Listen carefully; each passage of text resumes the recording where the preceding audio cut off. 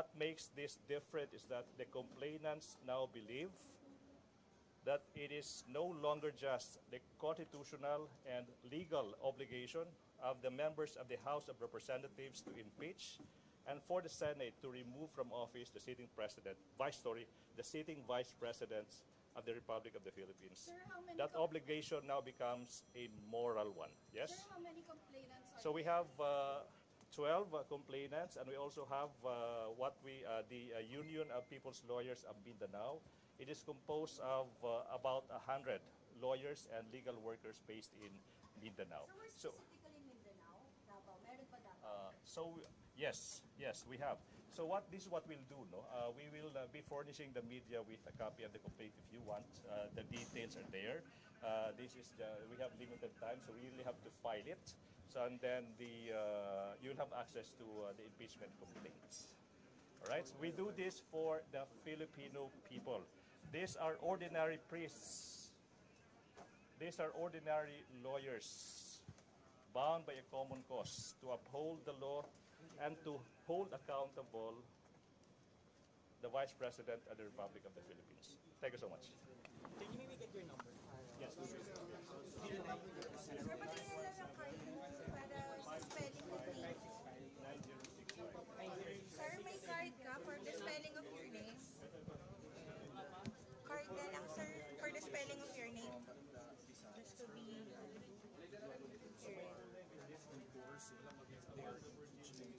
Complaint they just give a short interview with us. Maybe I can just ask them.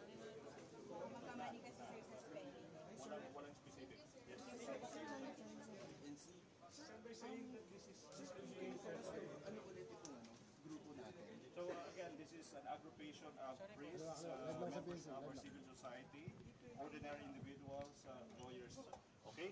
So please, we'll be furnishing you a copy of the complaint. I think we really have to file it now, right? Thank you so much. Sir, ano ulit yung pangalan niyo? Wait, thank you.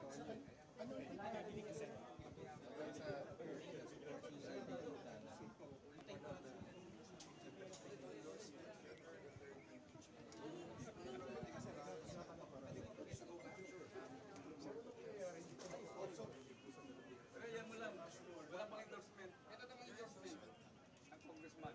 Hintayin yung congressman. House member daw kailangan, hintayin mo na daw. Kailan daw hintayin mo ng house member bago type mas. Alright, sige. Ulitin natin dito para maayos ha. Ulitin na ha. Dito na lang ba sa? Ulitin na natin. Dito sa para yung set up.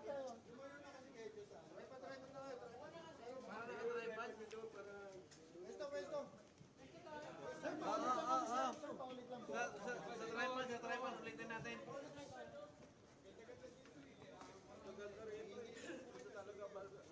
Tripod. Di na uso yan, yung baratulan. Dagulan eh. Dati dito pa.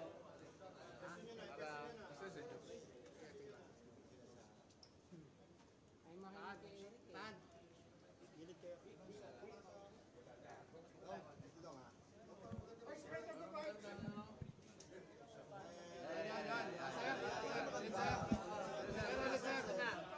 Pesto. Para may maganda, lahat buwa.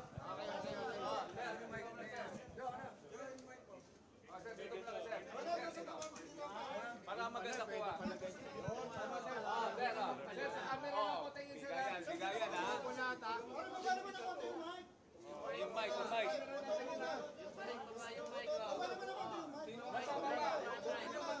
Alright, sige, let's start.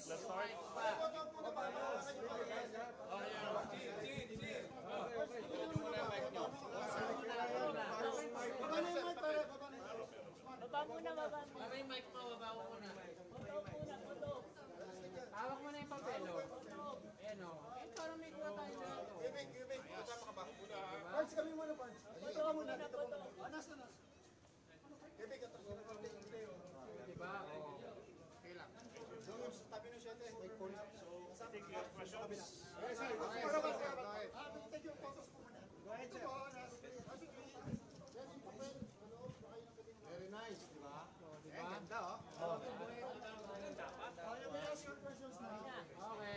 Questions?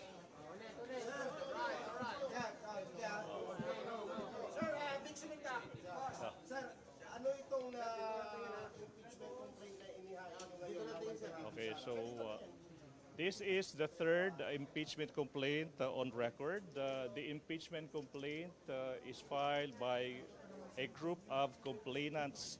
We have priests from the Diocese of Novaliches. We have priests from the Order of Carmelites. We have priests from the Congregation of the Mission. We also have lawyers from the Union of People's Lawyers of Mindanao. We also have Ma'am Pinky. Stand up for God. Okay, your name is? Pinky. Ma'am Pinky Tan. Tam. Pinky Tam. This is the third complaint. The grounds for the impeachment invoked by the complainants are the following. Number one, culpable violation of the Constitution. We also have the ground bribery. We also have the ground graft and corruption, plunder, malversation, and technical malversation. Ultimately, the ultimate ground is betrayal of public trusts. Sir, sinong nag-endorse na congressman? It would be Congressman Bordado and Colyada. May we know the full name of the congressman? So we have the endorsement of Representative Gabriel Bordado Jr. of the 3rd District of Camarines Sur and Representative Lex Anthony Chris Colyada, a party list representative. Sir, bakit sila po yung nabigyan natin mag-endorse? Or sila ba nag-comment? Paano po yung nangyari? Okay, so as to that, I think we leave that to the complainants and the congressman. But the fact is we have these two endorsements. Ano pong basis ng impeachment complaint? Okay, so the impeachment complaint is based on how the Vice President of the Republic of the Philippines illegally disbursed the confidential funds entrusted by the Republic to her.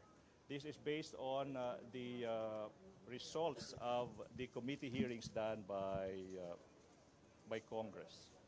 This is based on the facts that the disbursements of the confidential funds, the disbursements were not properly done.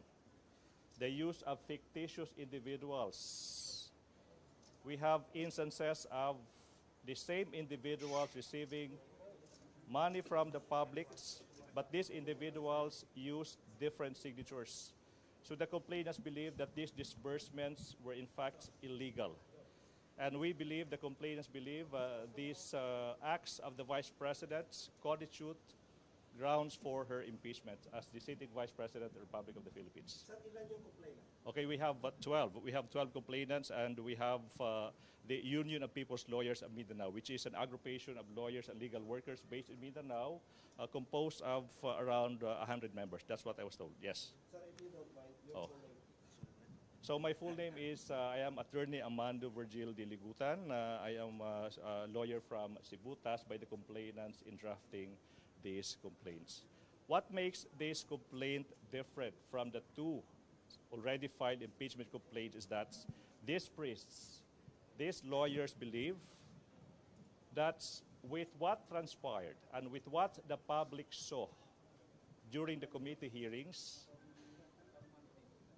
it's no longer just the legal and constitutional obligation of the members of the House of Representatives to impeach and for the Senate to remove from office the sitting Vice President of the Republic of the Philippines. It has now become their moral obligation to do so. Not only legal, constitutional, it's now their moral duty to do so. All right? So we'll be giving you a copy of the impeachment complaint. I think you can get a copy from the media, okay? So that would be all for this morning. Thank you so much. Maraming salamat. Ganda. Diba? Oh, sugod ulit, sugod ulit. Na, pumasok na. Time video. Time video.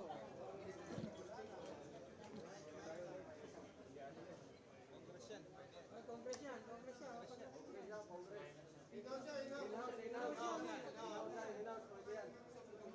Hingi kami dyan. Hindi namin kagayahin. Hindi kaya.